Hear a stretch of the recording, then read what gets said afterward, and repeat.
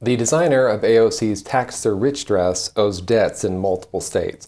It's being reported that there are 15 warrants for her company in New York, as well as payroll taxes owed to the IRS, which could explain why I found this on the dress. The Pentagon has come out and admitted that the drone strike in Kabul actually took out 10 civilians, including 7 children, instead of the ISIS-K planners and facilitators as originally reported. The CIA did send a message right after the strike saying that civilians and children were present. Apparently, the Pentagon was trying out a new strategy of fire, ready, aim. They said that the ready, aim, fire protocol is old-fashioned and outdated. Boeing is building a new Air Force One jet. 2 mini bottles of tequila were found on the plane, which caused a huge uproar and has started an investigation. They have not found any other illegal substances on the plane, so they have ruled out Hunter Biden.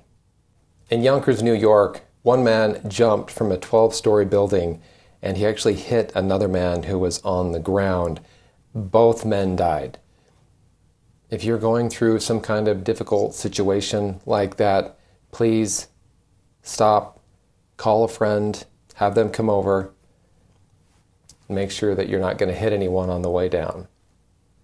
In a great act of international diplomacy, the United States was able to avoid going to war with France. The United States got a contract for submarines with Australia that France had been handling.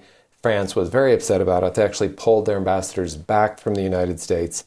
Then President Biden met with the president of France, and he was able to smooth things over.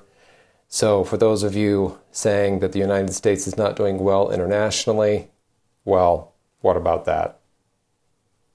A Clinton campaign lawyer has just been indicted for lying to the FBI as part of the Russia-Trump investigation. Now, this is part of the John Durham probe by the Department of Justice. But before you jump to any conclusions about this, you have to ask yourself, what motivation would a Clinton campaign lawyer have to lie to the FBI about Donald Trump?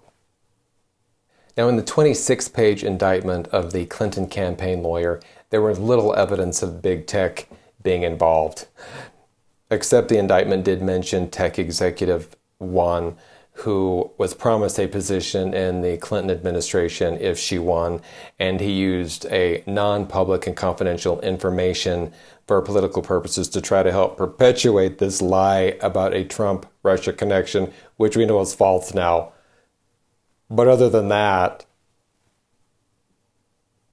as you read this indictment of the campaign lawyer for lying to the FBI, you might start to think that the FBI had been duped or something, but I don't know that that's true. I mean, we had this lawyer coming, worked for the Clinton campaign. The firm had strong ties to the DNC.